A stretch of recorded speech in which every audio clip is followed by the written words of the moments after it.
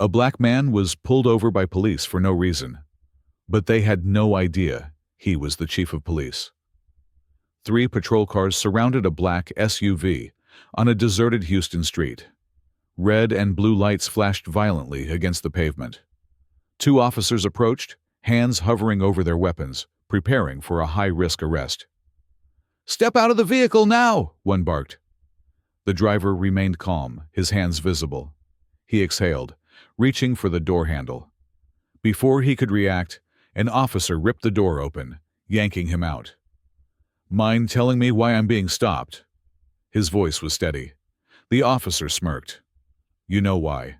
Malcolm Carter rolled his shoulders as he guided his SUV down the nearly empty streets of Houston. It was late, but the city still hummed faintly in the background. Streetlights flickering. The distant wail of a siren blocks away. A neon gas station sign buzzing against the quiet. He was exhausted, but relieved. The day had been long, filled with back-to-back meetings at City Hall, discussions about policing reform, and the usual political resistance. Change never came easy. But right now, none of that mattered. Right now, he was just a man heading home. The thought of dinner waiting for him brought the faintest smile to his lips. His wife had called earlier, reminding him not to be late this time. And his son. He could already hear the boy's voice, fighting sleep just to talk to him for a few extra minutes. He turned onto a quieter road, passing closed storefronts and dimly lit side streets. The night was calm. Then, the glow of red and blue lights filled his mirrors. The change was instant. His fingers tensed on the wheel. His jaw locked. 2 police cruisers had appeared behind him, their headlights cutting through the darkness, their sirens silent. The familiar voice of a loudspeaker crackled through the air. "Driver, pull over immediately." Malcolm inhaled slowly, steadying himself. His speed, fine.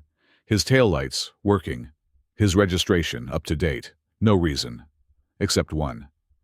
The weight in his chest pressed deeper as he signaled and pulled onto the shoulder. The SUV idled quietly as the red and blue lights pulsed over the dashboard.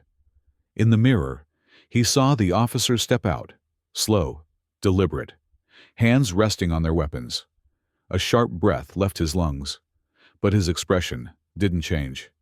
He had seen this before, had trained officers on how to handle situations like this. Yet, here he was. He placed both hands on the wheel, steady, unmoving, waiting.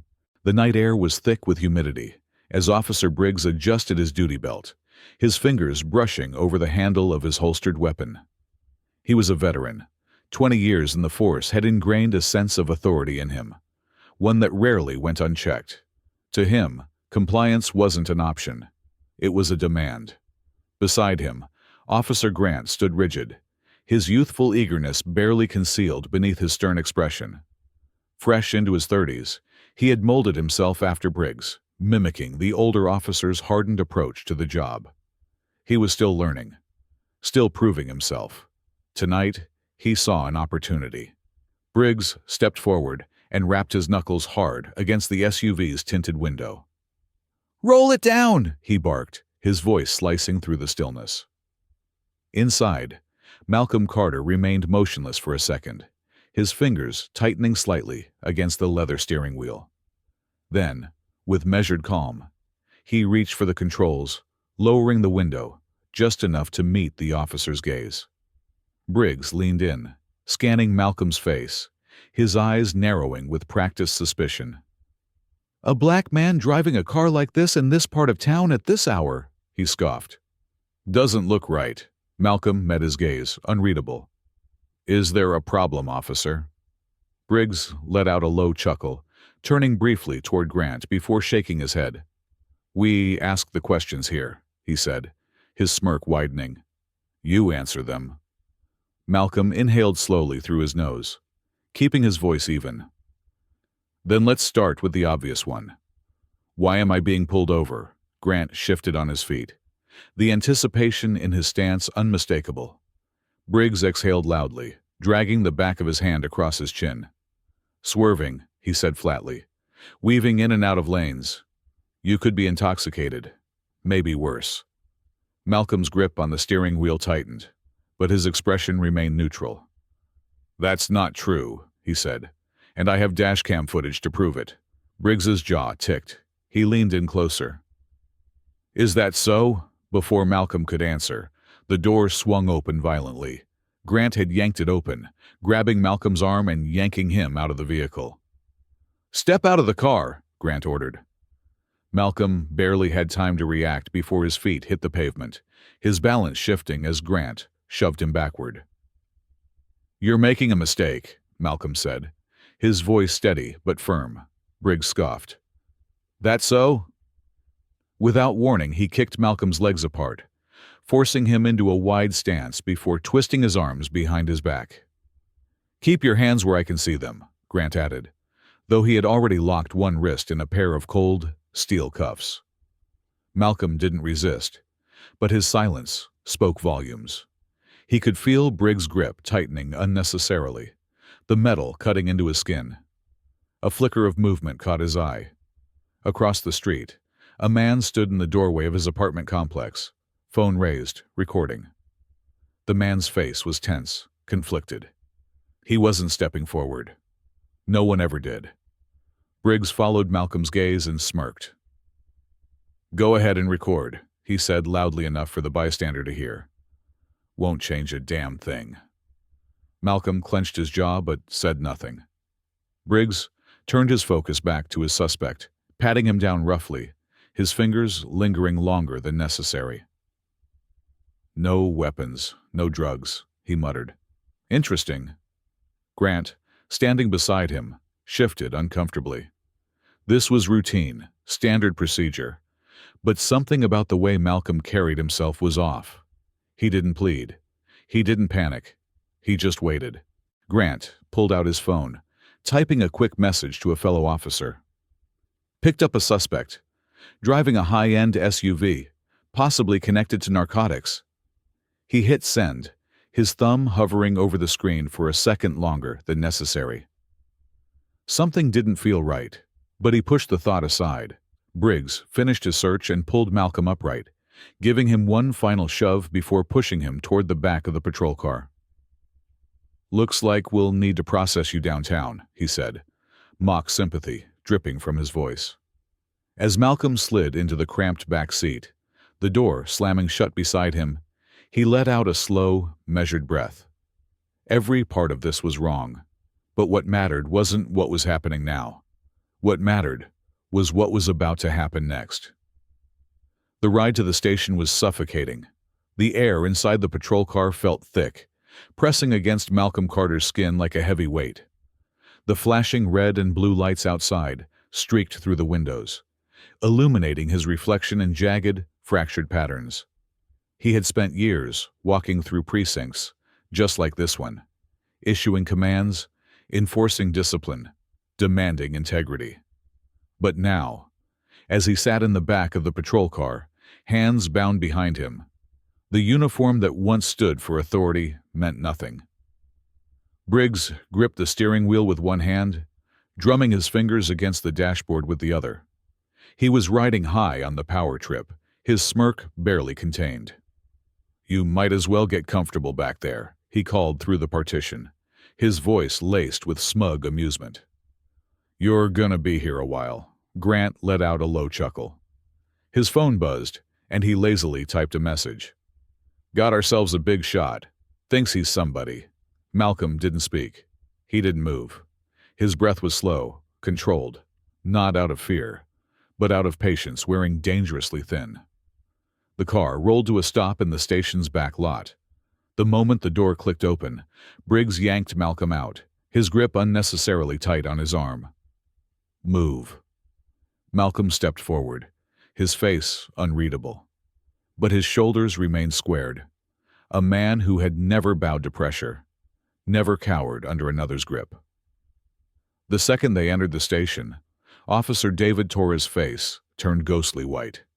The young officer had only been on the force a year, but he recognized that face. Briggs and Grant didn't notice. They were too busy relishing the moment. laughing between themselves as they walked Malcolm toward the booking desk. Torres swallowed hard, forcing himself to breathe.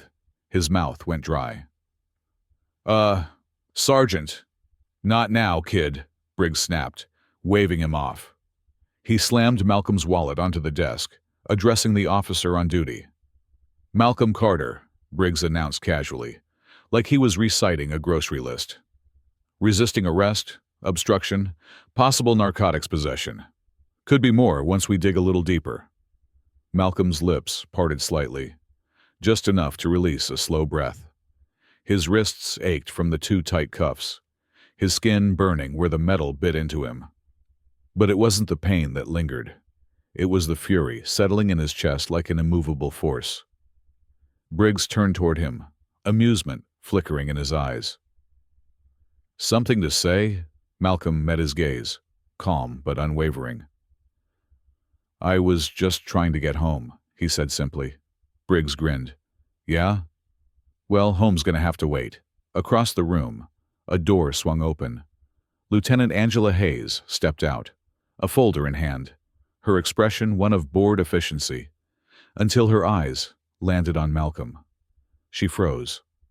The folder slipped slightly in her grasp, the weight of realization hitting her like a freight train. Every muscle in her body tensed as she stared at the man standing in handcuffs in the middle of her precinct. Briggs, still smug, paid her no mind. He turned to Grant, nudging him with his elbow. Let's get him processed. You want to run a background check? Grant nodded, still chuckling under his breath. Probably got a rap sheet a mile long, he muttered, unlocking his phone. Angela's throat went dry. The room felt too small, too hot, too damn loud. Her heartbeat pounded in her ears as she turned on her heel and stormed back into her office, slamming the door behind her. She snatched the phone off her desk, barely able to keep her fingers from trembling as she dialed. This is Lieutenant Hayes, she said, her voice sharper than intended. I need the captain on the line, now. Outside, Briggs was still laughing. Go ahead, search him, he told Grant. Bet he's hiding something. Torres was still frozen. His stomach twisted violently as he watched the way Malcolm stood, not defeated, not afraid, just waiting. Briggs pulled a file from the desk and flipped it open, barely scanning the information inside. Let's see what we're dealing with. Then he stopped. The smirk disappeared. Grant frowned, glancing over. What? Briggs's fingers tightened around the paper. His mouth opened slightly, but no sound came out. Angela's office door burst open. Her face was stone-cold fury. She strode across the precinct, her boots clicking against the tile floor. Briggs turned, eyebrows knitting together. Something wrong, Lieutenant. Angela didn't look at him. She looked past him, out the window, at the convoy of high-ranking officers pulling into the parking lot. Grant saw it first. His stomach dropped. Briggs followed his gaze, his expression darkening as realization set in. Angela's voice was steady. You two, she said, her tone deadly calm. Do you have any idea who you just arrested? Briggs let out a nervous chuckle, but it came out wrong. Too forced, too hollow. What, some guy who thought he was above the law? Angela didn't blink. You just arrested Malcolm Carter. Briggs frowned. Yeah, and Angela stepped forward, her voice razor-sharp. The chief of police. The room plunged into silence. Briggs's smirk vanished instantly. His fingers twitched against the desk. Grant's face lost all color. Torres gripped the edge of his desk, his breath finally releasing in a sharp exhale. Outside, the car doors of the convoy opened, and everything, in that single moment, fell apart. The tension inside the precinct was suffocating. The low hum of fluorescent lights overhead barely masked the distant murmur of officers shuffling papers, making phone calls, carrying on with business as usual. But outside, something was coming. Through the glass doors of the station, the first black SUVs rolled into the parking lot, their engines purring like restrained beasts. The flashing lights atop them didn't blare like they usually did. They didn't need to. Their presence alone carried more weight than any siren. The front doors swung open. A wave of high-ranking officers entered, the kind that didn't just show up unless something had gone terribly, irreversibly wrong. At the head of the group was Chief Inspector Raymond Holt, a man whose mere presence was enough to make even the most hardened officers straighten their backs. His sharp eyes scanned the room, taking in every face before landing on one. Angela Hayes. She met his gaze and gave a slight nod. "It's him," she said simply. Briggs's stomach dropped. Grant, standing beside him, felt his chest tighten, his fingers turning ice cold. "What the hell is going on?" Briggs muttered under his breath. He shot a quick glance at Angela, irritation flashing across his face. Angela didn't look at him. She stepped forward, her voice cutting through the room with the force of a blade. "Release him, right now." The booking officer froze, his hands hovering over the paperwork he had just started filling out. Briggs scoffed, forcing a chuckle that came out shaky. "You've got to be kidding me." Angela turned to him, her expression unreadable but her tone unshakable. "I'm not." Briggs looked from Angela to the convoy of high-ranking officials now standing in the middle of the precinct, their eyes locked onto him and Grant. Grant licked his lips, suddenly parched. Briggs clenched his jaw, then turned toward Holt, the highest-ranking officer in the room. "Sir," Briggs started, trying to mask the unease creeping into his voice. "What's all this about?" Holt didn't answer immediately.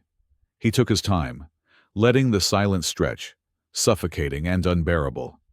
Then his gaze sharpened. "Do you two have any idea," he said slowly, deliberately, "who you just arrested?"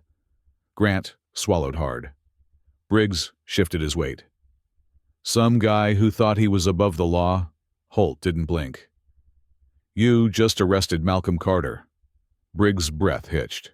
Holt's voice didn't waver. "The chief of police of this city." The silence that followed was absolute. Every officer in the room stopped what they were doing. Conversations cut off mid-sentence. The sound of a dropped pen clattering onto the floor echoed louder than it should have. Briggs' mouth opened, but nothing came out. Grant went pale, his breathing suddenly shallow. Angela folded her arms. "Now, tell me again," she said, tilting her head slightly, "about how he was resisting arrest." Briggs' mind raced. This had to be a joke, some kind of setup, a mistake, anything but what it really was. Grant finally found his voice, though it wavered dangerously. "Lieutenant, we didn't know," he stammered. Angela's jaw tensed. "No, you didn't. But that didn't stop you, did it?" The weight of her words hung heavy in the air. Across the room, Malcolm Carter finally stepped forward. The clicking of his polished shoes against the tile floor was deafening in the otherwise silent precinct. His posture was perfectly composed, his expression unreadable. But there was something in his eyes, a storm brewing beneath the surface. He stopped just short of Briggs and Grant. For the first time since they had thrown him against his own car, they had to look up at him, and they hated it. Briggs took a shaky breath, still clinging to the last remnants of his authority. "Listen," he started, his voice weaker than before. "This was just a misunderstanding." "Was it?" Malcolm's voice was calm, but cold. Briggs shut his mouth. Malcolm let the silence stretch. Then he exhaled, his next words slow, deliberate. "You put me in cuffs." Grant flinched. "You shoved me against my own car." Briggs looked away. "You assumed who I was before I even spoke." Neither officer answered. Malcolm tilted his head, his eyes narrowing. "And what if I hadn't been me?" Grant felt his stomach twist painfully. "What if I had just been another black man driving home?" Malcolm's voice remained eerily calm. "Would you have done anything differently?" Briggs's hands curled into fists at his sides. Holt took a step forward now, his presence once again commanding the room. "Briggs," he said. Briggs stood at attention. "You are hereby relieved of duty, effective immediately." Briggs' breath hitched. Angela didn't blink. "Your badge. Now." Briggs clenched his jaw so tight, it looked like his teeth might crack. But there was nothing left to say. His fingers fumbled with the clasp as he unpinned his badge, his hands shaking as he placed it onto the desk. Grant watched in horror as his mentor's career came crashing down. Then, Holt turned to him. "Officer Grant," he said, "you are suspended pending further investigation." Grant's face lost all color. "But, sir, Holt didn't flinch. "Badge." Grant's breath stuttered. Slowly, reluctantly, he unpinned it, his hands trembling as he set it beside Briggs. Briggs turned toward Malcolm, bitterness pooling behind his eyes. "You happy," he muttered. Malcolm regarded him for a long moment. Then, finally, he spoke. "Not even close." The next morning, the story exploded across every major news outlet. Civil rights violation, Houston police chief wrongfully detained by his own officers. The video, captured by a bystander, spread like wildfire, sparking protests outside the precinct. Community leaders called for sweeping police reform. Briggs was fired permanently. Grant, despite a formal review, chose to resign under pressure. And Malcolm? He stood at the steps of City Hall, looking out over the gathered crowd, the weight of the moment pressing heavy on his shoulders. But his voice? It didn't waver. "This isn't about me," he said, scanning the sea of faces. "This is about accountability. This is about justice. This is about every man, woman, and child who has ever been stopped, questioned, or treated unfairly because of the way they look." He paused. The silence was powerful. "We can't change the past," he said, "but we sure as hell can change what comes next." The crowd erupted. And for the first time in a long time, Malcolm Carter felt something close to hope. The fallout was immediate. Within hours of Malcolm Carter's release, Briggs and Grant were stripped of their badges and placed on indefinite suspension. Their names were already being pulled from duty rosters, their careers unraveling faster than they could process. But the consequences didn't stop there. The video of Malcolm's arrest, filmed by a bystander, spread like wildfire. News stations ran it on repeat. Social media exploded with outrage. By nightfall, protesters gathered outside the precinct, holding signs demanding justice, demanding reform. Inside the department, the shockwaves ran deeper. How many times had this happened before? How many others had been silenced, arrested, or worse, without a camera rolling to expose the truth? An internal investigation launched immediately.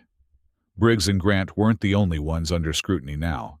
The entire system was being dragged into the light. By the end of the week, Briggs was officially fired, his law enforcement career permanently destroyed. No department would take him. His name had become toxic. Grant, shaken and terrified of what was to come, resigned before disciplinary action could be taken. He knew the damage was done. He just wanted to escape it. But Malcolm knew this couldn't just be about one arrest, one case, one scandal. If change was going to happen, it had to be systemic. So he took action. A week later, standing before his entire department, Malcolm did not ask for permission. He made a declaration. "If any of you believe that wearing this badge gives you power over the people instead of a duty to protect them, turn it in now." Silence. No one moved. But in that silence, the message was clear. Then, he laid out his reforms. Mandatory racial bias training for all officers. A confidential reporting system for misconduct. A civilian oversight board with real authority. Some officers resisted. Some whispered their discontent. Malcolm stood firm. Change had never been easy. At a community town hall, a young black man stood up, gripping the microphone tightly. "What you did," the man said, voice unsteady. Wasn't just for you. It was for all of us. Thank you for not staying silent. Malcolm held his gaze. Justice doesn't just happen, he said. We have to fight for it. Every single day. 1 year later, Malcolm sat at his desk, reviewing a report. Police misconduct complaints, down 30%. Community trust, rising. The work wasn't finished. But the system was changing. And this time, no one could ignore it. If you witness injustice, do not stay silent. Speak up. Justice only exists when we fight to protect it.